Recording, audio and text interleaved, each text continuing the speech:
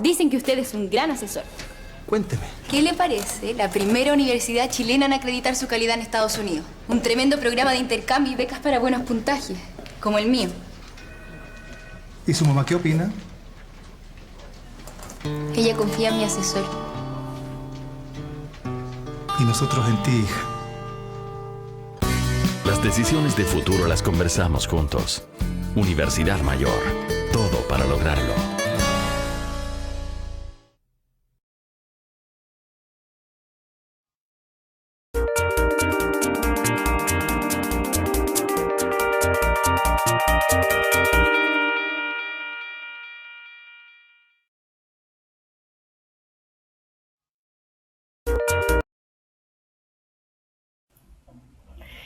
Hola chicos, espero que estén bien. Un día miércoles, clase de historia. Saludo a todos los que están en el chat. No veo aún gente conocida. Espero que empiecen a llegar. Ahí sí, empezaron a saludarle. Hola, hola al Nico, hola la Macarena. Hola, ¿a quién más? ¿Quién más está ahí? De los chicos que estamos el día viernes. Hola, a Takari Hiro. Hola, Oscar. Hola, ya. Hoy, y como estaba viendo que estaban colocando en el chat, vamos a terminar de ver lo que era, recuerden que pasamos lo que eran los gobiernos radicales y vamos a quedamos en lo que era el modelo de desarrollo hacia adentro. Y de ahí vamos a ver lo último que nos queda del siglo XX para ver finalmente lo que es institucionalidad política. Y terminaríamos con el eje que trata de raíces históricas. ¿Ya? Vámonos al Power, a revisar. Gracias, Nicola Pagani, por tu piropo. Entonces, como les dije, habíamos quedado y habíamos visto finalmente lo que eran los tres gobiernos radicales con sus respectivos, por ejemplo, eslogan que era gobernar es educar, gobernar es producir, y finalmente el gobierno de Gabriel González Videla, lenguaje creo que viene después. Después viene y vamos a ver lo que es la política económica del desarrollo hacia adentro. Yo creo que ustedes esto lo conocen, este sistema económico que es keynesiano, que postula que el Estado debe intervenir finalmente en esta economía, debe intervenir en el sentido de hacer leyes, políticas públicas que ayuden a la productividad del país. ¿Ya? El periodo es del 38 al 52 y se supone que esto es para el desarrollo de este motor de la industria. Entonces, EASY, modelo hacia adentro, keynesiano. Bueno, y con este objetivo se crea finalmente lo que es la Corfo y tiene estos siguientes puntos que yo les coloco en el Power, que debe ser un instrumento del Poder Ejecutivo para controlar el desarrollo industrial, para controlar esta expansión de la economía nacional. Finalmente, debe ser uno de los pilares del desarrollo, valga la redundancia, a través de la siderurgia y de la electricidad. Veamos que la Corfo es una institución que finalmente va a hacer eso, va a ayudar al crecimiento de la productividad y de la industria que está, digámoslo así, muy coja en nuestro país. Lo va a ayudar al desarrollo finalmente de esta productividad. Y les puse abajo como el desarrollo industrial impulsado por el desarrollo hacia adentro o de la sustitución de importaciones se vio agotado a mediados de 1960. Al no realizarse su segunda etapa, consiste en un auge de las exportaciones. Vamos a ver el gobierno de Carlos Ibáñez del Campo finalmente del 52 al 58 y le puse algunas características y la foto del caballero porque me parece que no todos reconocemos a Carlos Ibáñez del Campo. vamos a encontrar que él no tiene una base política incondicional, de hecho tiene como una inestabilidad, no todos lo apoyan. Y eso creo que va a marcar finalmente su gobierno, porque finalmente trata de buscar apoyos por otros lados, como por ejemplo sus amigos o sus parientes que lo apoyen finalmente en lo que es su gobierno. Estas son las principales tareas, realizaciones que hizo en su gobierno, como por ejemplo la Corporación de la Vivienda, que es la Corvu, la comercialización del metal rojo. Se forma la ley electoral implementada por la cédula única para impedir, perdón, no debería un ticket, el cohecho y la violación del voto secreto. Recordemos que era muy, pero muy reconocido esto de que el voto finalmente se compraba, o digámoslo así, se compraba. Después tenemos el gobierno de Jorge Alessandri, que va del 58 al 64. Y aquí lo que se puede marcar, perdón, estaba leyendo lo que me están escribiendo. Se puede marcar que en el gobierno de Alessandri lo más interesante es que se hacen muchas leyes sociales. Y una de esas leyes sociales, por ejemplo, apunta a la vivienda, a los montepíos, a la prevención social, a los choferes, a la creación de asociaciones de ahorro, a los préstamos que posibilitan las 1.150.000 viviendas. Y eso es lo que va a marcar el gobierno de Alessandri. Vamos a verlo, por ejemplo, en sus importantes obras. Por ejemplo, miren, el cambio de peso por un escudo, cambia la moneda. La pavimentación del camino longitudinal del sur desde Santiago a Puerto Montt. La CORA, la creación de la Corporación de la Reforma Agraria. Recuerda que la reforma agraria se va a extender por varios gobiernos, no solamente uno lo implementa, otros los mejoran, pero se van a extender. Se establece la televisión bajo la Universidad de Chile y la Universidad Católica. Y en la creación de este Frente Democrático, que está el Partido Conservador, el Partido Liberal y el Partido Radical. No sé si yo en las clases pasadas les dije, pero en estos periodos presidenciales, ya desde el Radical hacia adelante quizás, se va a empezar a mirar, por ejemplo, esta amenaza comunista o la amenaza fascista. Por eso se empiezan a crear los frentes, ¿ya? Sí, muy bien. Muy bien, gracias Vanessa, muy bien, atentas ahí, perdón, no la había leído. Entonces, se crean estos frentes ¿para qué? O para contrarrestar lo que era el movimiento comunista o finalmente lo que era el movimiento fascista. Así que el Frente Democrático hace eso, hace frente o trata de frenar finalmente esta amenaza comunista. Por ende, eligen a este candidato Julio Durán, que obviamente no sale, y se desintegra este frente. Entonces, yo aquí les voy a dar una caracterización que está sucediendo dentro del ámbito político entre los 60 y los 70, y ustedes deben saber muy bien lo que empieza a pasar. O sea, ya estamos cerca finalmente del gobierno de Allende. Entonces, en la derecha, constituida por el Partido Conservador y Liberal, obviamente que empiezan a unir fuerzas ¿para qué? Finalmente, para contrarrestar, y como dijimos más adelante, se va a contrarrestar este poder comunista, que lo vamos a ver que la izquierda se va a radicalizar y van a juntar más adherentes. Ambos partidos habían nacido de las tendencias opuestas, habían venido coincidiendo doctrinariamente cada vez más. Esto es unido al descenso electoral, los movió a la fundación fusionarse en 1966 y crearon este partido nacional que va justamente a las elecciones.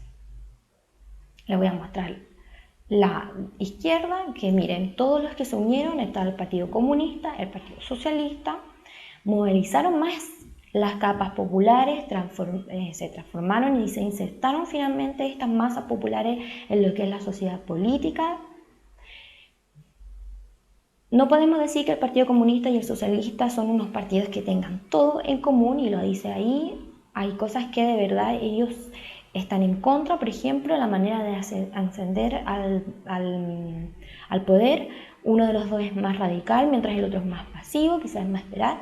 Conformaron el Frente Popular, yo les dije que se van a confrontar, por ejemplo, varios frentes, y lo vuelvo a repetir, como el Frente Democrático, acá hay un Frente Popular. Formaron el FRAP, que es el Frente de Acción Popular Unitaria, e impulsaron, y ahí está Salvador Allende, que impulsaron la carrera y la postulación a la gobernatura de, finalmente, Salvador Allende. Ambos partidos socialista y comunista se movilizaron y apoyaron a finalmente Allende, y sale en el año. ¿En qué año sale? Les pregunto a ustedes, deben saber esto, que ya es como historia que les gusta, porque estuvieron de hecho hablando sobre esto en las clases pasadas. Sale en 1970, sí, y se lo puse ahí, 1970 sale elegido. Antes de eso,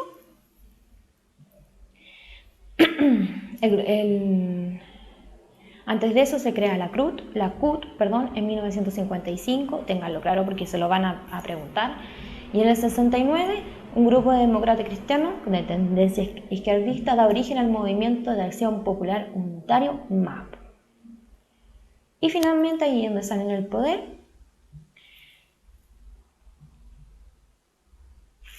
y el centro. ¿Qué pasa con el centro de nuestro, ¿cómo decirlo?, de este contexto político que está pasando entre los 60 y los 70? En el centro hay capas medias, está principalmente el Partido Radical. Digámoslo así, que el Partido Radical, lo más grave que sufre es esta división, donde está finalmente el Partido Radical, los radicales democráticos, los radicales doctrinarios. O sea, y como todos los otros, también van a tener su ala más radical y su ala más pacífica, por así decirlo. Yo creo que es eso, sí, al menos con el centro.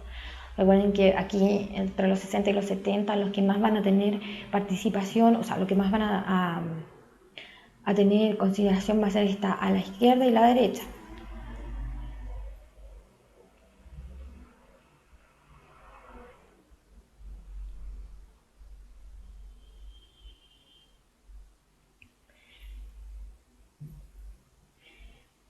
Sí, y lo que sigue van a ser como estos partidos nuevos que se van a crear, por ejemplo, el de Jorge Alessandri, como el Partido Democrático Nacional, el Partido Agrario Laborista, y esta división y esta ampliación de lo que es el fenómeno político entre los 60 y los 70.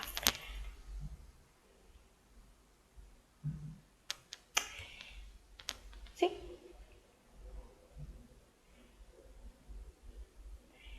Tenemos finalmente, y antes de lo que salga Allende, tenemos a Eduardo Frei Montalva.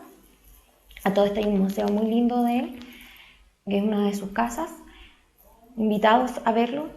La revolución de la libertad era su eslogan, su tema, y apoyaba a la clase media.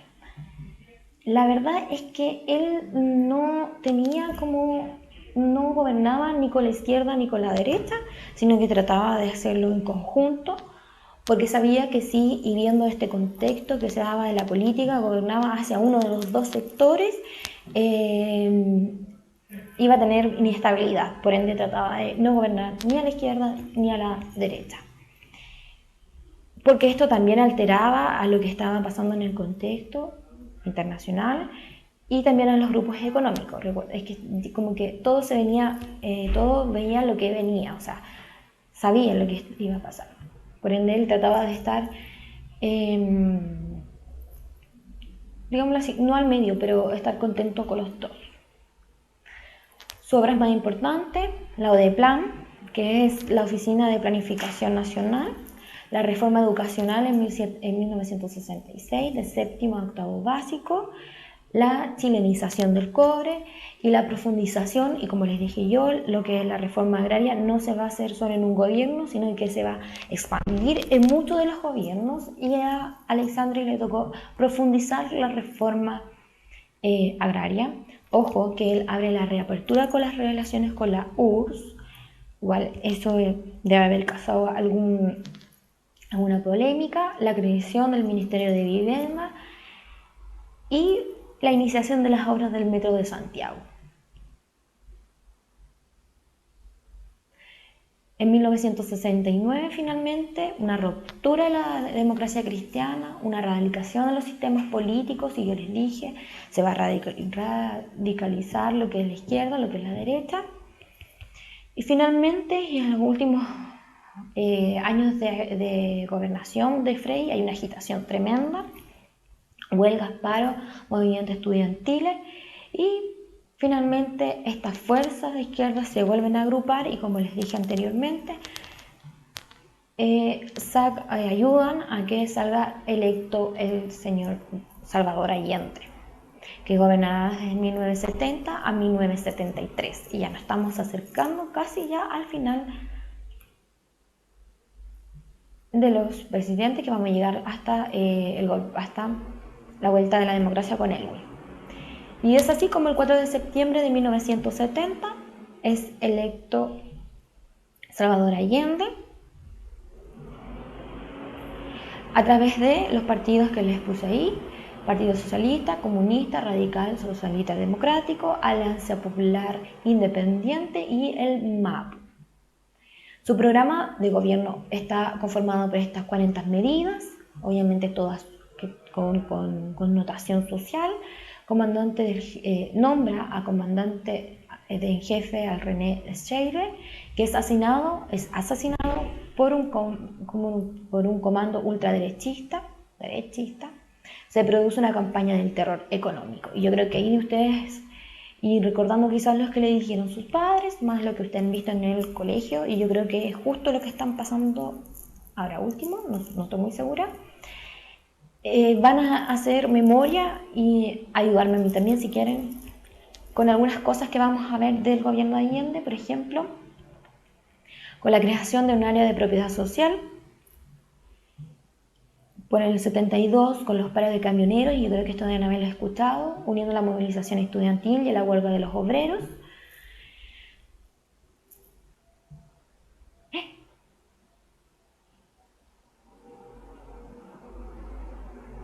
Ay, parece que no me estaban escuchando.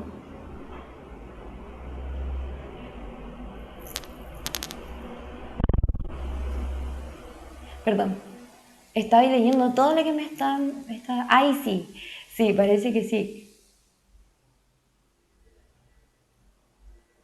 Estoy viendo que parece que ustedes no me estaban escuchando.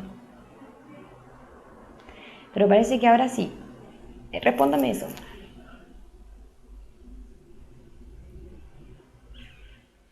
¿Me escuchan? ¿Me están escuchando, chicos?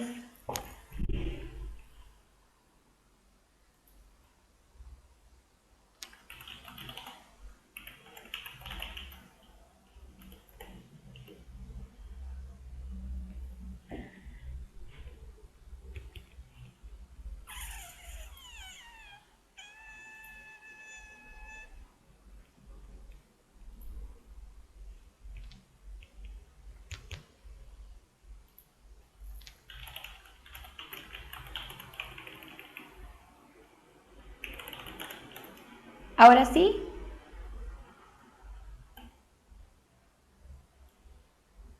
Ahora sí, ahora sí, ahora sí, ahora sí.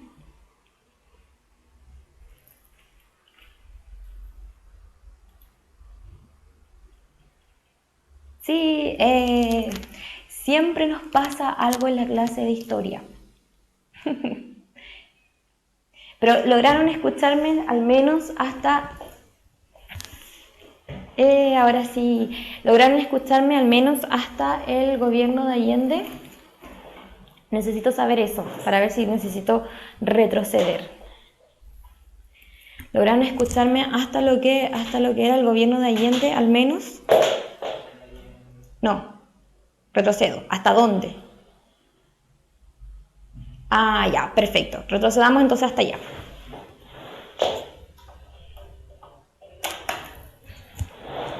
Ya, retrocedamos entonces hasta eso.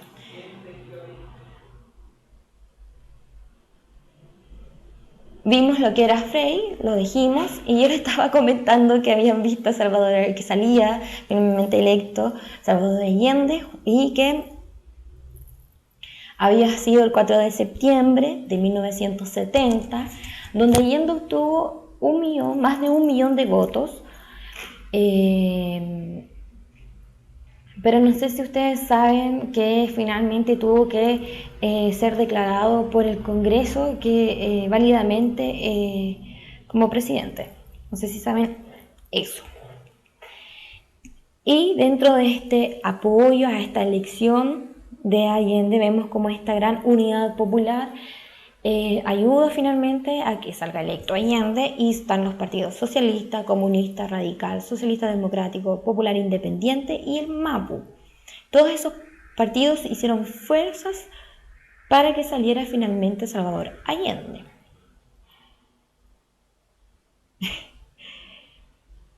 Siempre nos pasa algo en la clase de historia, así que no se preocupen.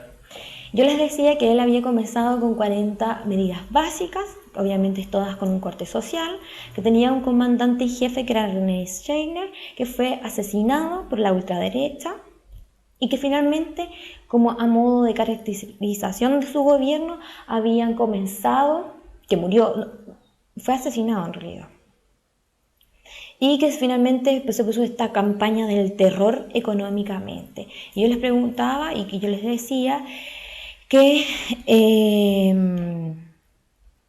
si ustedes se acordaban o lo escucharon de sus padres, o obviamente que ustedes están viendo esta materia, que comenzaron con lo que eran los paros de camioneros, con las huelgas de los obreros y grandes dificultades finalmente económicas que tuvieron este gobierno.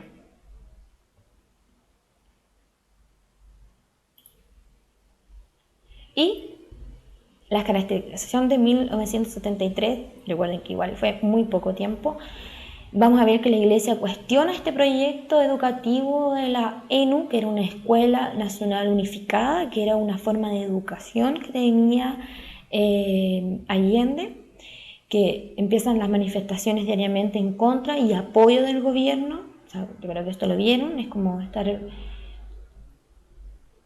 que habían atentado en las torres de alta tensión, sabotaje en los caminos y líneas férreas. Recuerden que hubo como campaña de ver o realmente era así. Ya no creo que, porque igual este tema es complicado, pero se dice, se sabe que había una gran tensión en el país, que había finalmente estas huelgas, estos apagones de luces, no había comida, sí, muy bien, había desabastecimiento, que los precios, que las mujeres iban a hacer colas para ir a comprar el pan, en fin, había una gran polaridad política y social. Muy bien, Agustín. Sí, también. Y ojo, y vamos a recordar que por esta falta de abastecimiento de lo que es la comida, finalmente sale esta huelga, que yo se los pongo ahí, esta protesta, finalmente las cacerolas, que eran las cacerolas vacías, y que ahora en este momento también las hacemos como renacer desde ese tiempo. Los cacerolas, así es. Y ahí están las obras de Salvador Allende. Quizás podemos destacar algunas, como la nacionalización de la minería del cobre, como la Secretaría de la Mujer, como las campañas de alfabetización, como la nacionalización de la banca, la profundización de la reforma agraria, la protección a la infancia. Y esto yo no es que me acuerdo, pero me lo han contado. Por ejemplo, la entrega de este litro de leche diario. ¿Quién está preguntando la inflación? ¿Se acuerdan cuando vimos sobre lo de la inflación?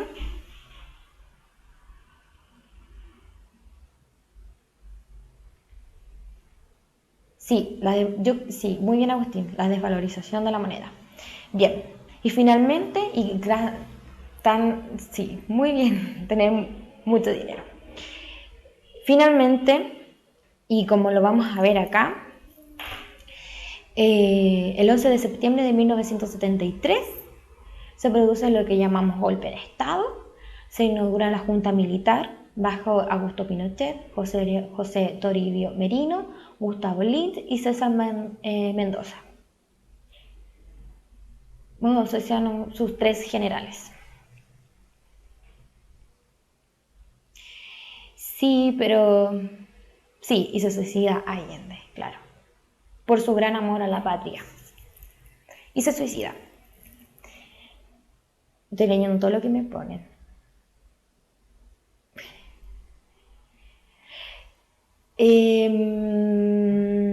Yo igual tengo grandes dudas porque, por ejemplo, golpe de Estado es que finalmente...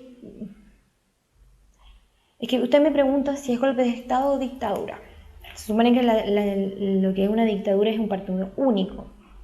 Yo diría que es más un golpe de Estado porque finalmente es una junta militar que va a manejar. Algunos dicen gobierno de Augusto Pinochet, de hecho lo coloqué así, o régimen militar, o finalmente le dicen, ¿cómo era lo último que está saliendo? No sé si tiranía. Por eso de hecho hay muchos libros, quizás, muchos estudios historiográficos que finalmente es como cuando dicen, fue claro, yo digo, Nico Pagani, que yo también le diría que finalmente una dictadura. Sí. Es complicado entrar en cómo finalmente llamarles. Pero en el gobierno finalmente le vamos a poner así, porque vamos a ponerle en el gobierno de Augusto Pinochet Ugarte, que va del 73 al 90. Vamos a encontrar las siguientes medidas adoptadas. Por ejemplo, la disolución del Congreso Nacional. Sí, muy bien, me gustó. El pronunciamiento militar. Eso es lo que dicen los libros ahora. Nico Pagani, escríbeme, que me pone profe. ¿A quién religieron? Me está escribiendo el Nico. La disolución, por ejemplo, del Congreso Nacional. Yo leí que finalmente a él lo eligen finalmente esta junta militar para que él salga. Aunque no lo creas, Nico. Bueno, sí, verdad. No se puede llamar finalmente gobierno porque no lo eligieron. Llamámoslo entonces pronunciamiento militar, para que suene bonito. ¿Te tinca, Nico Pagani? Ya. No le vamos a llamar gobierno, olvídense. Pronunciamiento militar. Dentro de este pronunciamiento militar, las medidas que se adoptaron son la disolución del Congreso Nacional, la declaración del receso de los partidos políticos. Ojo, que ya no existen los partidos políticos. ¿Ya? La prohibición de los partidos marxistas, obviamente. La caducidad y los registros electorales. El control de los medios de comunicación. La detención de personas adictas al gobierno derrotado. Yo te lo saqué de un libro y quiero que ustedes quiero que denoten la connotación que tiene este libro para que ustedes más o menos sepan de dónde viene la información. Es importante, es increíble, pero los libros, sin decir o sin saber quiénes son, saben ustedes de qué tendencia política es. Ojo, con lo último que decía yo. La detención de las personas adictas al gobierno derrotado. Ya, después dice la declaración de principios. Perdón, que estoy leyendo. Igna me dice, el término dictadura no está bien empleado, porque viene de la antigua Roma. La dictadura se presenta en los casos excepcionales por un determinado tiempo. Ah, sí, pero ojo que cuando él hace finalmente, y lo vamos a ver, esta constitución finalmente él pone cuándo va a terminar dura 6 meses. Entonces, no, por eso le digo yo que finalmente hablemos de un alzamiento militar o un régimen militar. Ya, la declaración de principio, rechazo al marxismo, presupone el derecho a la libre de la Junta de Gobierno iniciado en el campo económico y principio de subsidiariedad. Sí, eso, yo también, Igna, creo lo mismo. Yo también creo que mejor hablamos como pronunciamiento militar o régimen militar. Uno, y yo puse varios puntos. Uno, se lleva a cabo el proceso de regionalización, fijando las regiones en que se divide el país mediante decreto de ley en 1974. A partir del 75 el gobierno militar implementó una economía que ustedes saben cuál es, porque de hecho hasta ustedes me la nombraron en las clases anteriores, del modelo neoliberal de los Chicago Boys, donde dice la reducción del sector público, es decir, su tamaño, su función y los gastos de Estado, por ende, conceder absoluta libertad a la iniciativa privada y establecer las condiciones para las fuerzas de mercado.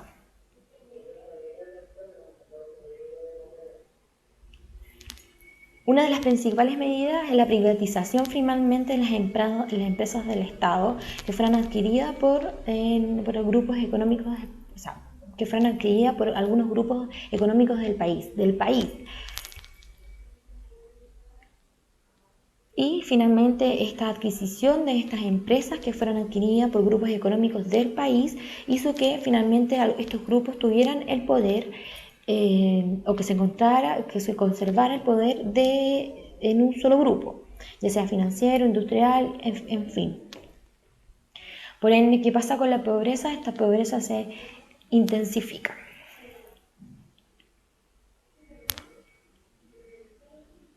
Es increíble porque finalmente, y ustedes piensan, seguimos viviendo bajo esto mismo, o sea, seguimos viendo cómo se reduce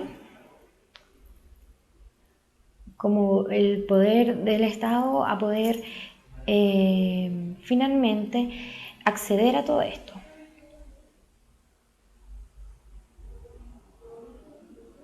Perdón. Todo esto viene por la política de buen vecino, ¿verdad? Igna, ¿me puedes explayar más de esto de la política del buen vecino? Sí, Agustín, el conservar el poder económico y político es plutocracia. El gobierno de algunos. En el 79 finalmente se aprobó y se limitó el poder de negociar con los sindicatos. Recuerden que el sindicato era una de las asociaciones que produce más peligro. Se reducen los gastos fiscales. Estamos hablando que dentro de las políticas de los Chicago Boys estaba esta reducción del poder del Estado en lo que era lo económico. En 1980 se hace esta nueva constitución que yo les estaba hablando. Y finalmente se nombra esta democracia protegida, donde el Ejecutivo tiene el poder más fuerte y un Parlamento elegido solamente una parte, y la otra está tutelada finalmente por las Fuerzas Armadas. Perdón, estoy leyendo lo que me leyó el IGNA. La política que tiene de Estados Unidos para ayudar a los países de Latinoamérica como forma de detener el socialismo. Ah, perfecto. Sí, pues, obviamente que sí. Perdón, les voy a leer lo que me dijo Igna. La política del buen vecino, que me estaba hablando él, es una política de Estados Unidos para ayudar a los países latinoamericanos de forma de detener el socialismo. Me refiero, sí, se ve embarcado. Una alianza por el progreso. Muy bien. Gracias, Igna. Me gusta que a mí se me pueden ir detalles y ustedes me pueden ayudar, obviamente. No hay nada de malo. Estoy leyendo todo lo que están, no se estaban muriendo de llamas en el país de este gobierno. Eso lo levantó en cierto sentido. Sí, en cierto sentido, se hizo una política de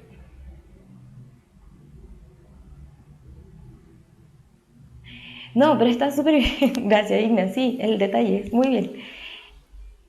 Sí, Nico Paganín. Quizá en cierto sentido la economía que hizo Augusto Pinochet puede haber sido una buena forma de levantar la economía.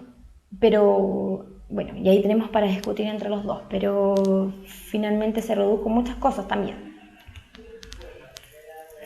A partir del 83 se inicia una nueva etapa de gobierno militar con una crisis económica, sí, fortaleciendo,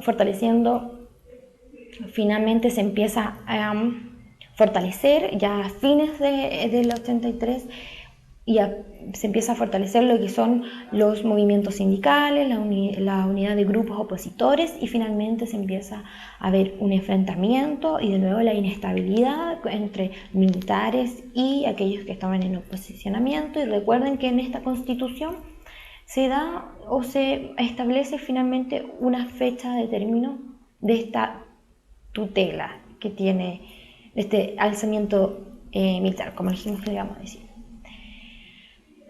¿Ven? Hay unos plazos de normalización institucional.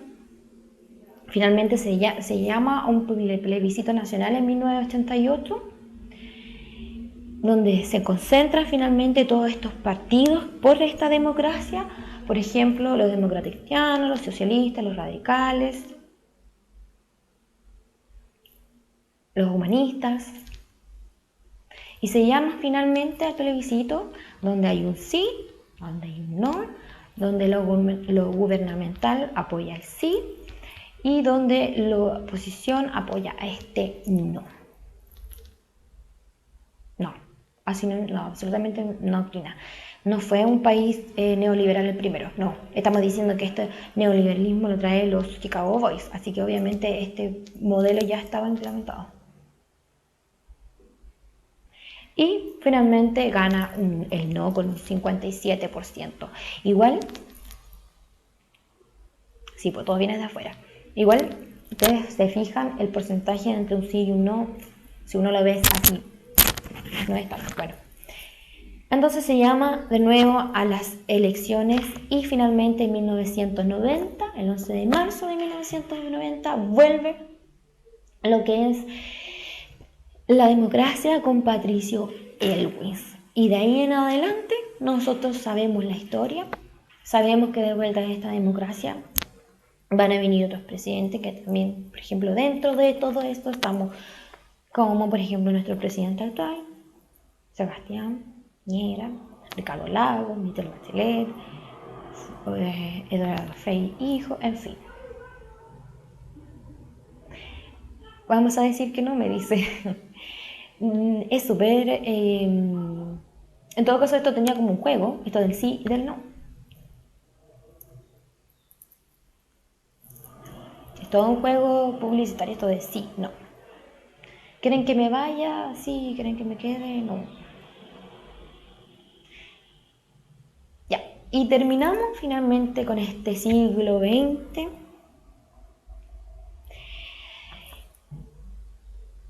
Es que además eran contagiosos, sí, los eslogans, sí, demasiado. Y si ustedes se dirigen a buscar el periódico, van a ver que, por ejemplo, el sí salió unas casas hermosas, todos disfrutando y felices, y el no, todo triste, pobre. Era muy fuerte lo que era la propaganda, de hecho, de los diarios de esa época. Lúgubre, sí. Claro, y los del no... Ya, fin de esto. Y finalmente vamos a hablar de lo que nos convoca a esta clase, que es la institucionalidad política. Y vamos a comenzar, pero antes de eso, antes de irnos a ver lo que es la institucionalidad política, les voy a leer un mail que me han mandado.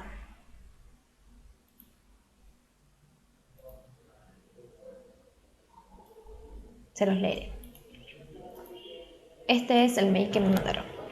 Conocer sobre la historia del hombre también nos hace preguntarnos sobre su origen.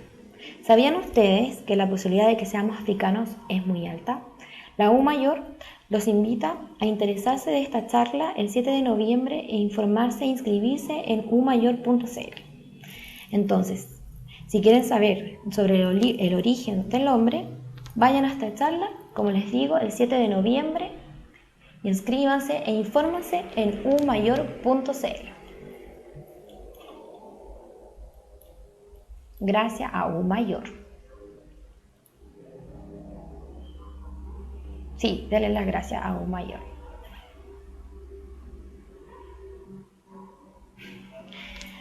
Ya. ¿Cómo podemos comenzar finalmente a saber lo que es la institucionalidad política? Primero debemos saber los derechos humanos. ¿Qué son? Son aquellos que emanan su propia naturaleza humana.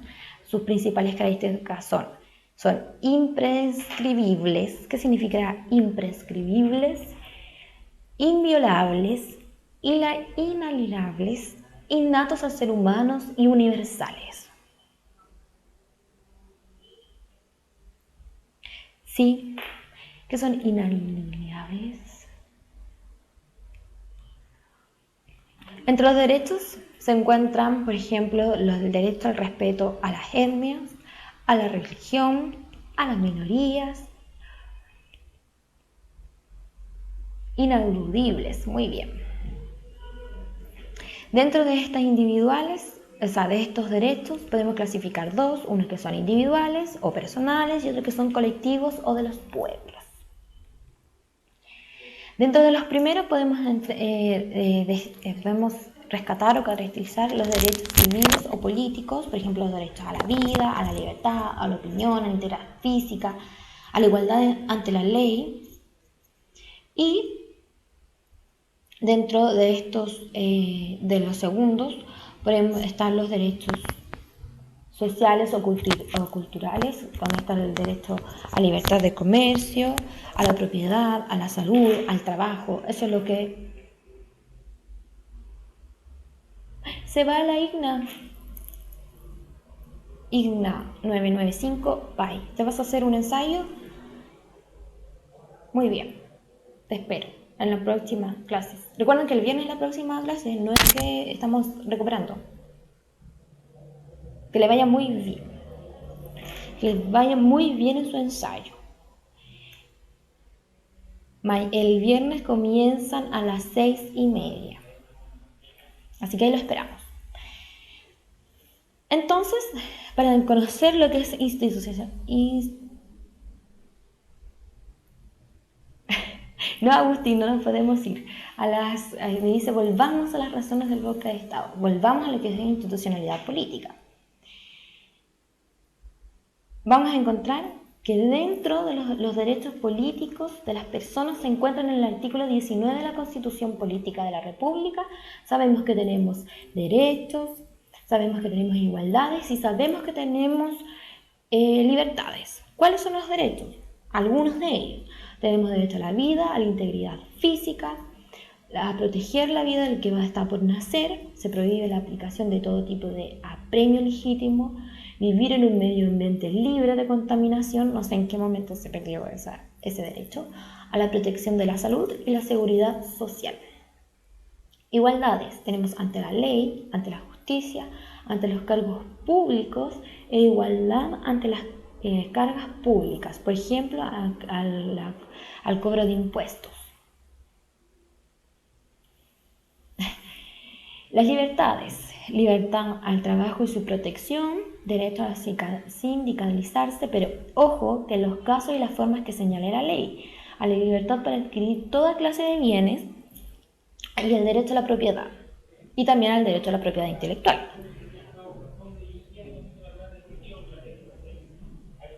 Voy a quitarle este cosito que está aquí. Ahí, para que vean. Eso es lo último que les estaba leyendo. Sigamos. y espero que se les vea mejor de lo que yo le estoy viendo este cuadro, que yo lo encontré muy interesante, que se los voy a leer y le voy a dar características, porque las clases anteriores habíamos hablado de lo que era el estado de excepción y algunos me daban ejemplo de cuándo algunos se daban, en qué casos se daban los estados de excepción, y yo les digo que está el estado de asamblea, el estado de sitio, estado de emergencia y estado de catástrofe. Esas son las 4 categorías de medidas de excepción. Las causas son por guerra externa, un estado de asamblea, una guerra interna o conmoción interior, es un estado de sitio, graves alteraciones en el orden público, daño o peligro para la seguridad nacional, o sea, por causa o origen interno o externo, es un estado de emergencia, y un estado de catástrofe, ustedes deben saber lo que es una calamidad pública, por ejemplo, el día del terremoto o el día del tsunami. Sí, Nicolás Pagani. Uy, una guerra civil es interna. Y esta aprobación, y me acuerdo que habíamos hablado que algunos me preguntaban quiénes eran finalmente, quiénes declaraban lo que era el estado de excepción. Y en este cuadro me apareció que eran el presidente de la República y con el acuerdo del Congreso Nacional. De hecho, yo pensé que existía un organismo aparte que también los declaraba, pero según el cuadro no, y tampoco lo logré encontrar. Así que, en diferente, por ejemplo, el estado de asamblea, el presidente de la República y el Congreso,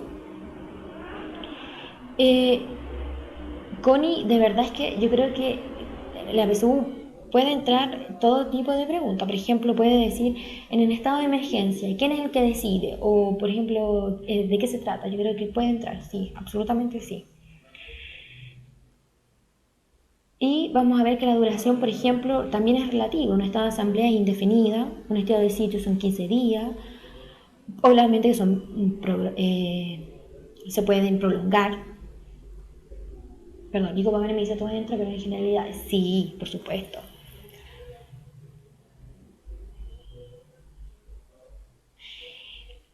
Sí, yo también pensé lo mismo, sí, son 15 días, pero yo creo que para eso ponían todos indefinidos en realidad. Es un tema yo creo que del orden. Pero yo también la pondría indefinida, absolutamente. Y aquí lo que me gustó también, ¿por qué? Porque en el estado de asamblea, por ejemplo, suspende y restringe la libertad personal, la información, trabajo de derechos y de reunión. En el estado de sitio, restringir libertades de locomoción, de reunión, de lugares que no desean en las cárceles. Claro, yo también... sí. Claro, yo creo que va en que el estado de asamblea, por ejemplo, es diferente a un estado de sitio, porque finalmente un estado de sitio, y para caracterizarlo así, puede ser la diferencia que es un tiempo corto, un lapso corto de tiempo que se puede restringir tales cosas. Claro, como también un estado de emergencia. Está hablando de que quizás pueden ser días o quizás meses, pero nunca, por ejemplo, en una catástrofe que puede ser, no sé, más de un mes o 2 meses. O un estado de asamblea que son por guerras externas, obviamente indefinido, años. Yo creo que claro, se refiere a eso.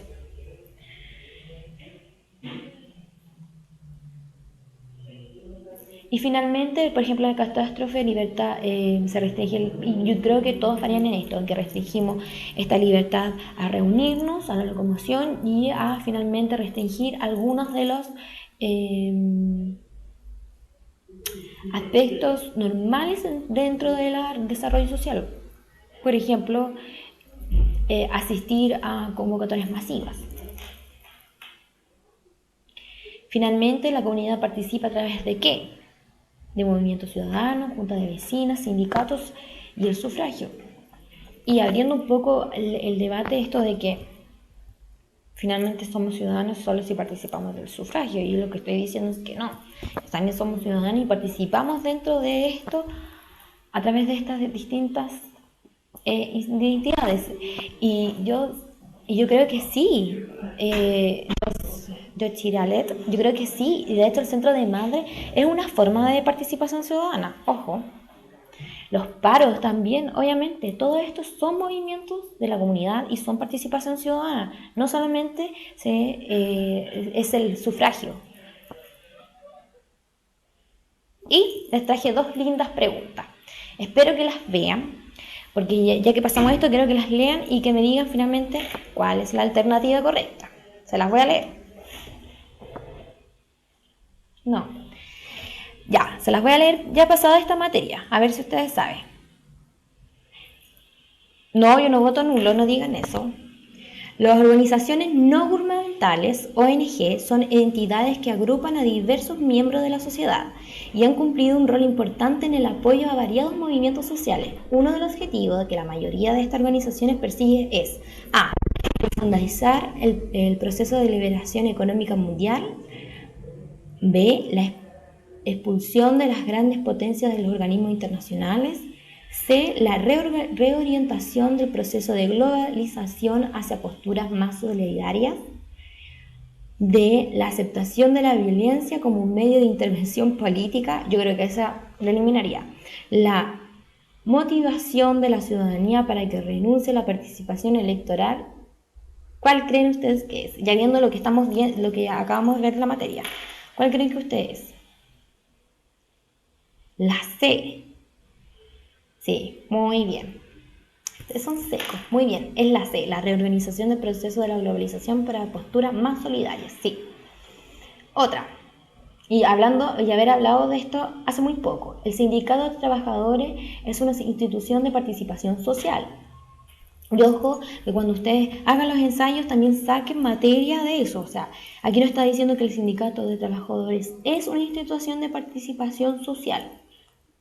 Al respecto de una de las particularidades de la organización sindicales en el ámbito nacional es la siguiente. O sea, nos dice, una de las particularidades de las organizaciones sindicales en el ámbito nacional es la siguiente. A.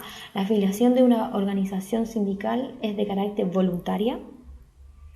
La misión de todo sindicato es la integración de confederaciones. Las organizaciones sindicales dependen de las normativas del Ministerio de Hacienda. La huelga es el principal mecanismo de negociación laboral de los sindicatos. La formación de un sindicato requiere autorización empresarial. Son todas sacadas de la PSU. A ver. ¿Cuáles creen que ustedes?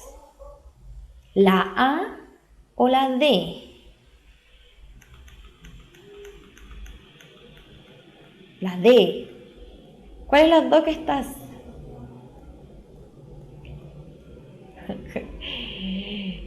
D, yo creo que la D, la A.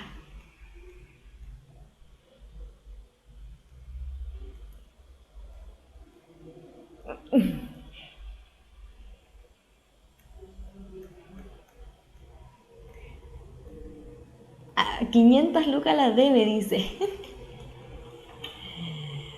Ya, se las voy a dar la respuesta. Dora. La D, 500 lucas la D. ¿Cuál es la D? La huelga, no, pues, ¿cómo va a ser la huelga la única? No, pues se equivocan. Es la A. Pertenecer a un sindicato es absolutamente voluntario. Ustedes pueden pertenecer a un sindicato como no pueden pertenecer a un sindicato.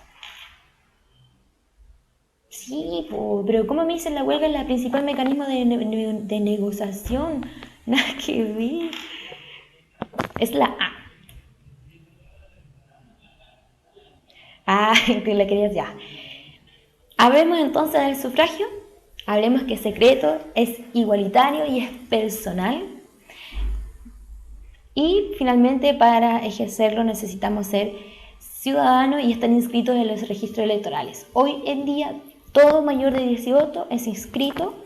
El voto obviamente hoy es voluntario. Eso es lo que ha cambiado. Y vamos a definir lo que es ciudadanía. Pero por honor al tiempo vamos a tomarnos 5 minutos.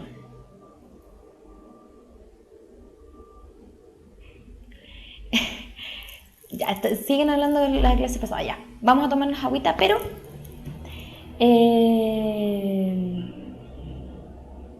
¿Cómo puede votar nulo? Lo vemos en la próxima clase y yo te digo. Pero ¿por qué vas a votar nulo? Tienes que votar, no votes nulo. O por último, si vas a votar nulo, y porque yo creo que tú me preguntas eso para que ese voto no se vaya a otro candidato, finalmente no debería decir esto, pero no deberías ir nomás.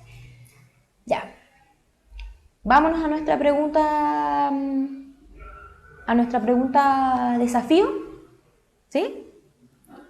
Vámonos a nuestra pregunta desafío. Y nuestra pregunta desafío, gracias a la U mayor, dice así. Vamos a correr esto para acá para que ustedes puedan ver. Ahí. En una elección política, según la institucionalidad jurídica de la República de Chile, para que el sufragio sea legítimo, se requiere, entre otros aspectos, que la votación de la ciudadanía sea secreta y que además a. Solo voten quienes sepan leer y escribir, b. El Estado designe a los candidatos, voten todas las personas que viven en el territorio nacional, D. El proceso sea informado y E. La propaganda electoral sea financiada por el gobierno. La siguiente, esa es la 1. La 2. Según la legislación vigente en Chile, poseen la cantidad de ciudadanos los mayores de 18 años. Poseen la calidad de ciudadanos los mayores de 18 años inscritos en los registros electorales que no hayan sido condenados a pena aflictiva. De acuerdo a esta dicha característica, poseer la calidad de ciudadano es un requisito para poder 1. Votar en las elecciones y plebiscitos, 2. Optar a cargos de elección popular y 3. Participar en organizaciones medioambientales. Ya, los dejo, voy a ir a tomar agüita, volvemos, 5 minutos. Solo 5 minutos.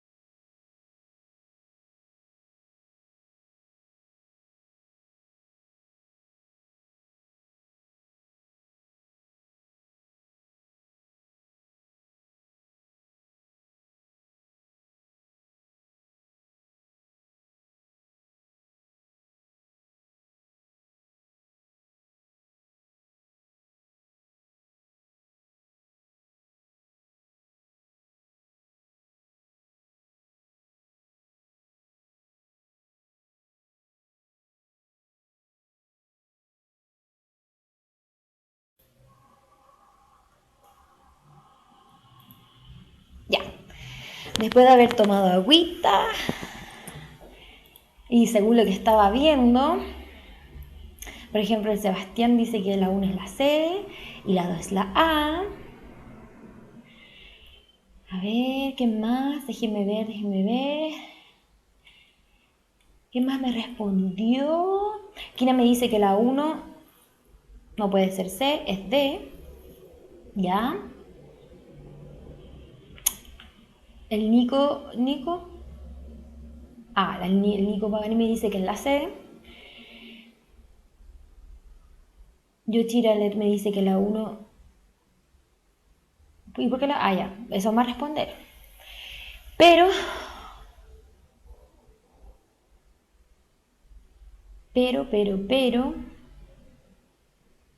es la D.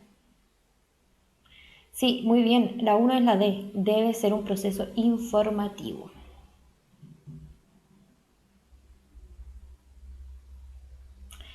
Sí.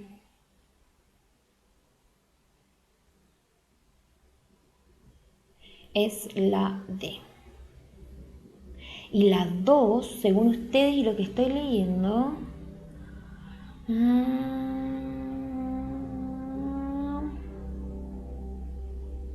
porque ojo que los que sepan, solo los que voten deben saber leer y escribir. No sé si ustedes han visto que finalmente se supone que el voto viene, yo lo he visto, le dicen los candidatos, esto es esto, y ellos solo deben marcar con una X, se lo leen. Así que... por eso no puede ser no solamente votar los que no, el impedimento no es leer y escribir. Así que estoy leyendo lo que me están colocando. Y porque es con números también. Por eso igual ellos se informan. Por ejemplo, sí.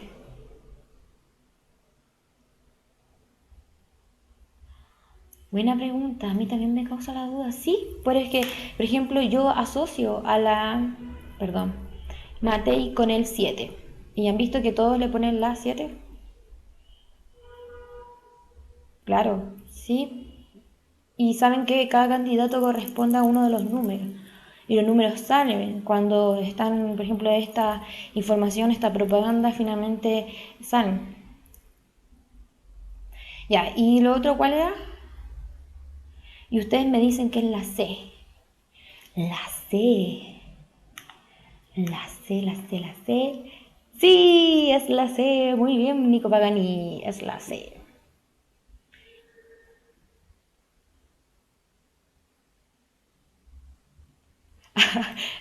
El 2. No, perdón, dije disculpen, me acuerdo de la Matei porque ella, claro, constantemente estaba diciendo 7. En fin. Dicho eso, me dice 2. Ya, 2. Es la C. Muy bien. Muy bien. Sigamos. Pero vamos a tener que retroceder para leer lo que es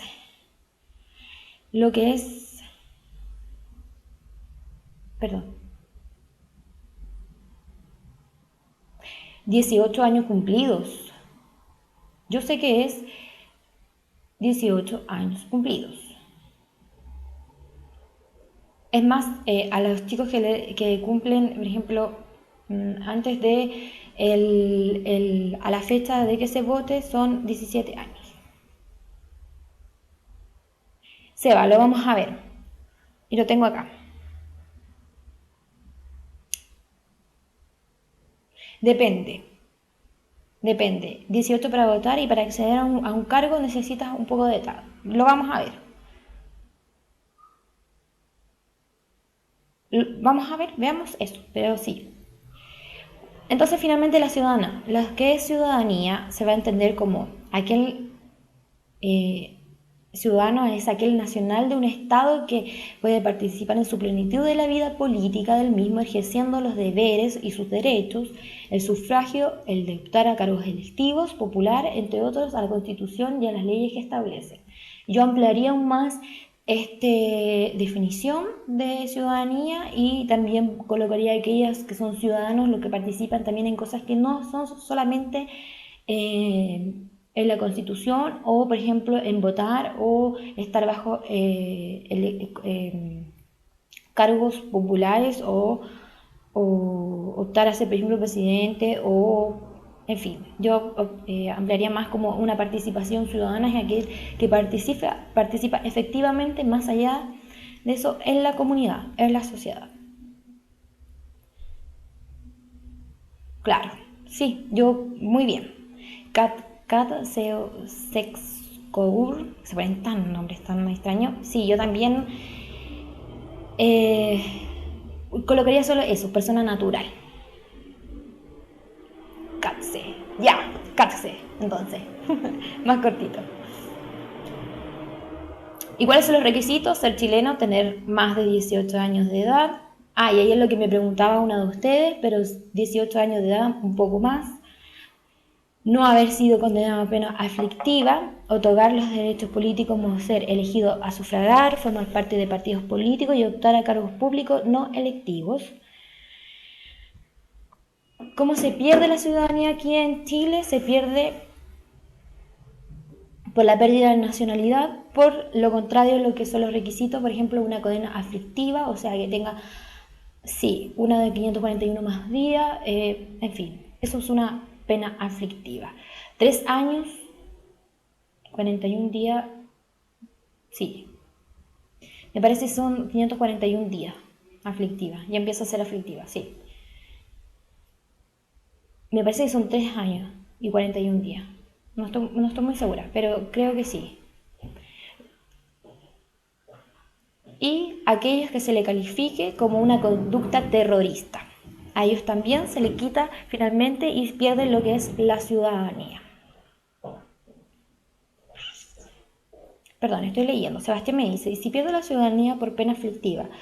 ¿Son los senadores o diputados los que me devuelven la ciudadanía después que cumplan la pena? Vanessa, muy bien, me dice 3 años y algo más. Sí, cierto que son 3 años y un día, me parece.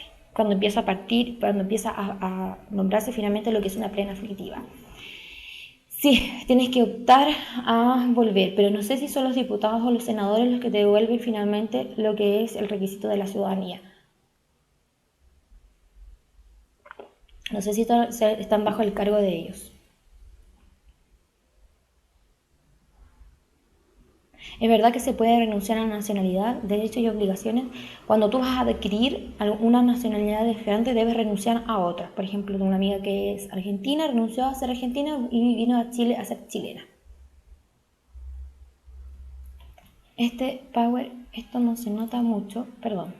Quiero que lo vean, por eso voy a hacer algo antes para que lo vean, pero no se puede. Perdón, quiero que vean la anterior. Por eso no van a poder verla, se lo voy a tener que decir yo. Quería que la vieran. Perdón que le estoy mareando, pero quedó así media rara ese cuadro. Quería que vieran lo que decía ahí, pero se los voy a leer yo, ya que no sé cómo arreglarlo. Como siempre, a la Miss de Historia le falla la tecnología, pero se los voy a leer yo. En el cuadro que les tenía acá, el de aquí, cómo eran los cargos electivos populares, y el que estaba aquí arriba, efectivamente que no se ve, era la votación del presidente, que es la votación directa, 50% de los votos más 1, y él elegía finalmente presidente. Luego vienen los diputados, que es un sistema binominal. Luego vienen los alcaldes, que es una votación directa y por simple mayoría. Y luego vienen los concejales, que son un sistema de representación proporcional.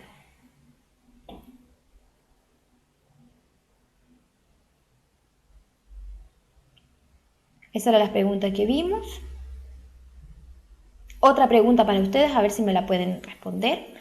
El sufragio es un derecho esencial para la realización de votaciones populares. Actualmente en Chile, una de sus características principales es la obligatoriedad de votar que tienen los ciudadanos inscritos en el registro civil electoral. Esto es pensando en lo pasado.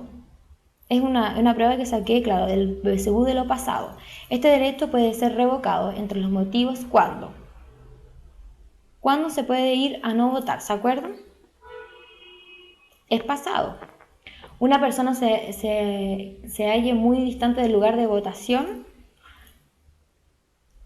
el ciudadano que se encuentre fuera del país, que exista una declaración de interdicción por demencia, que haya una petición voluntaria del ciudadano, que la persona aparezca documentación necesaria.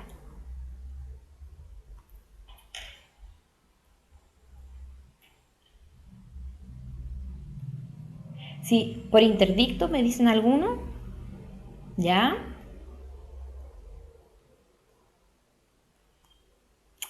Nico Magani me dice que sí, la TACA me dice que sí, la CATC me dice la E es efectiva, pero no sé, pero no se revoca, ¿ya? La B, C,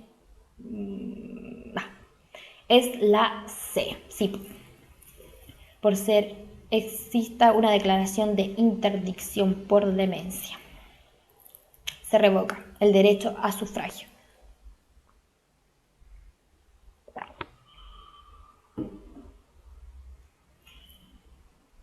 Por completo. Sí.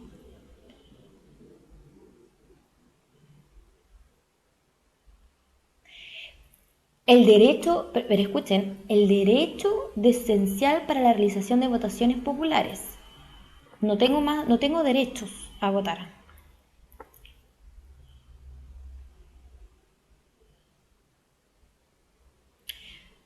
Claro. Revocar, imposibilitar. Muy bien. Claro, el derecho, yo revoco el derecho a votar. Por demencia. Ya. Y el Estado chileno es unitario y su administración es descentralizada, lo vemos porque tiene varios organismos. Y estos organismos que promueven la regionalización y el desarrollo solidario e equitativo entre sus regiones, provincias y comunas. Eso lo sabemos, que hay regiones, provincias y comunas. En la cabeza de este sistema está el presidente, tenemos al ministro del Interior y luego a los ministerios, tenemos las CEREMIS, servicios públicos. Dentro de los ministerios del Interior tenemos el Consejo Regional, el Intendente, el Gobernador y las municipalidades. Y vamos a ver eso. La comuna es una unidad territorial más pequeña de la región, tiene como objetivo hacer efectiva la participación de la comunidad. Y encontramos a la municipalidad que administra esta comuna y quien está a cargo de la comuna, el alcalde. Y tenemos las funciones privadas, que son el plan comunal de desarrollo, el plan regulador comunal, que es súper conflictivo de esto, algunos con sus planes regulares, la promoción del desarrollo comunitario, el aseo y ornato de la comuna, y por el otro lado, funciones compartidas con lo que es el privado, entonces la educación y la cultura, la salud pública y la protección del medio ambiente,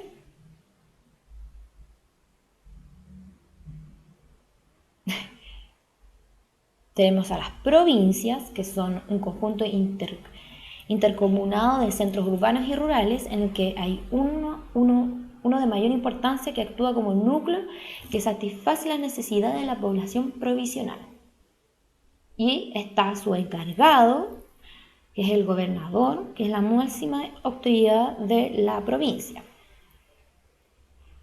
Y miren lo que se encarga, solamente de velar con el correcto funcionamiento de los servicios públicos de la provincia. La región, unidad territorial definida sobre la base de características físicas, económicas, poblacionales, culturales, homogéneas, las cuales han asignado funciones administrativas y políticas. Y el gobierno de la región está encargado por el intendente. quien es absolutamente de confianza del presidente de la República.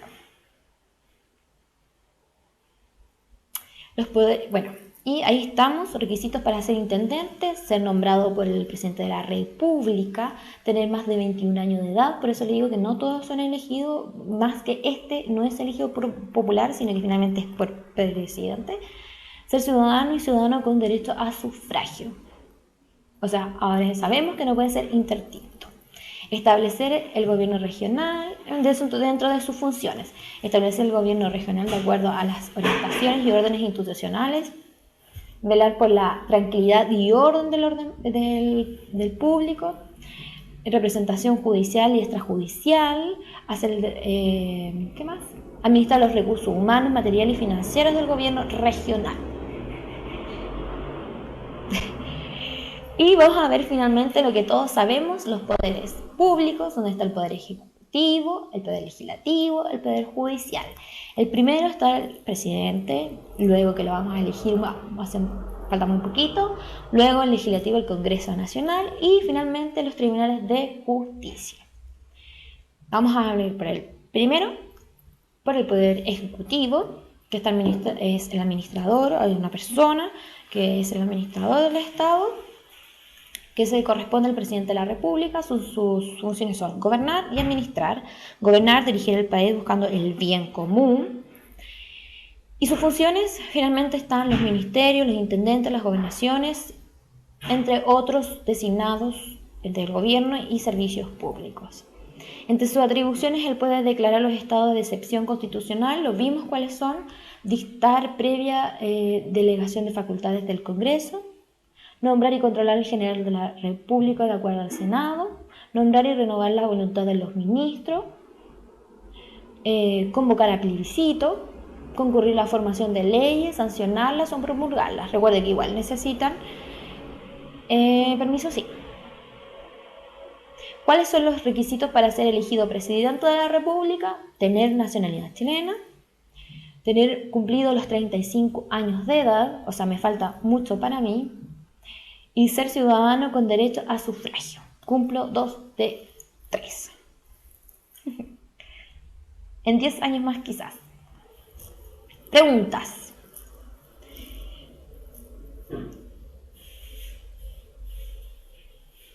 En Chile existen instituciones que permanecen al poder ejecutivo y cuya gestión se relaciona con ámbitos específicos del ser nacional, como el transporte, las telecomunicaciones o las viviendas. Estos organismos corresponden ¿a quiénes?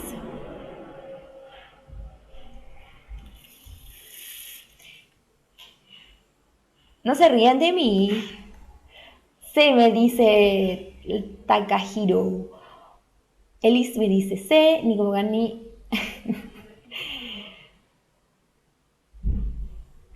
Perdón, Stephanie, ¿cómo no avisaron? Yo digo que avisen para que todos lleguen. Connie me dice la C.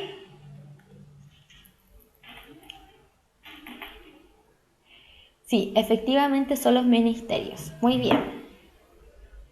Sebastián me dice Cristal.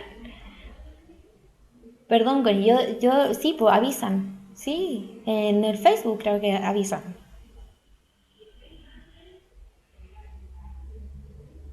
Ya, según la legislación vigente en Chile, el Poder Ejecutivo está compuesto, entre otros, por el Presidente de la República y sus ministerios.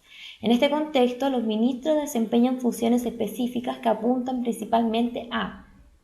En este contexto, los ministerios desempeñan funciones específicas que apuntan principalmente a asegurar la participación de los habitantes, concretar las políticas gubernamentales, satisfacer los demandas de los partidos políticos, fiscalizar la labor del presidente de la República, fortalecer la labor de autoridades regionales.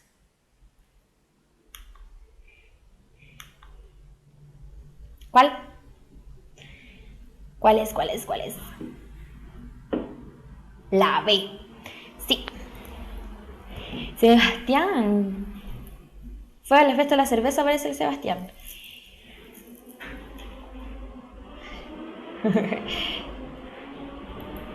me ha llegado nuevamente un nuevo mensaje para darle a ustedes.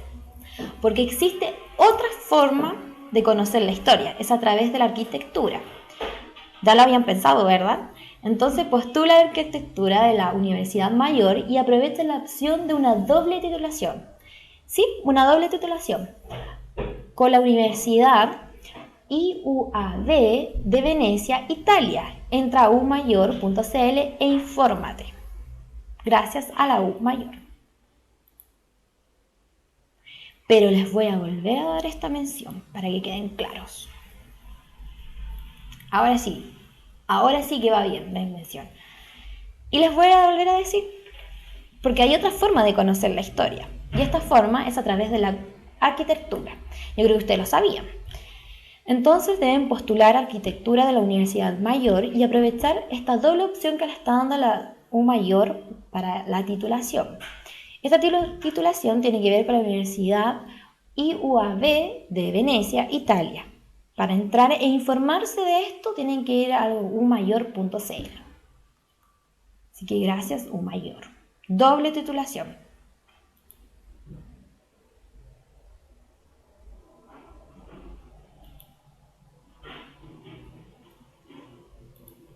Ya. Sigamos con nuestra clase. Y vamos a empezar entonces con lo que estaban hablando ustedes. Por ejemplo, estaban hablando de los senadores. Diputados. Poder legislativo. Está integrado por 120 miembros.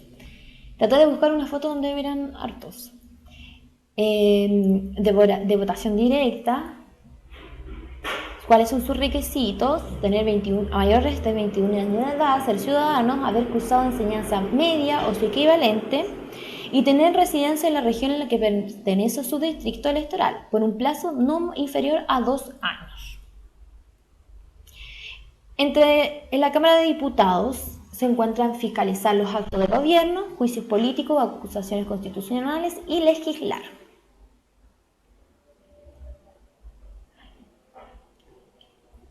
El Senado.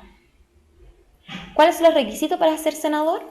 Tener derecho a sufragio, haber cursado enseñanza media o equivalente y tener 35 años de edad. O sea, me faltan 10 años todavía para ser senadora. Se compone de 38 miembros de votación directa. En cada región será una circunscripción, excepto en 5 de ellas, que serán divididas en 2 circunscripciones cada una.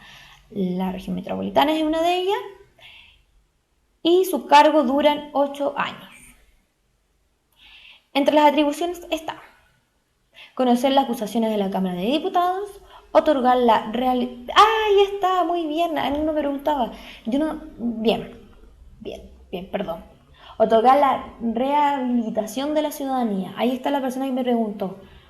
Perdón, sí. Y legislar. Y finalmente, el Poder Judicial. Está formado por la Corte Suprema, por la Corte de Apelaciones, tiene un número variable de miembros, por los juzgados de letras y forman, por supuesto, el Poder Judicial. De Suprema. Pero ojo, y quiero ver acá, la Cámara de Diputados dura 4 años. Eso quería ver. La diputado, 4 años, senadores, 8 años. Y definir. Eso es todo lo que teníamos que hacer hoy. Y hemos quedado con la materia al día y con los conocimientos al día, todo al día. He pagado mi deuda y no estamos atrasados. Próxima clase, nuevo eje temático. Van a comenzar la clase 10, la diversidad de las civilizaciones.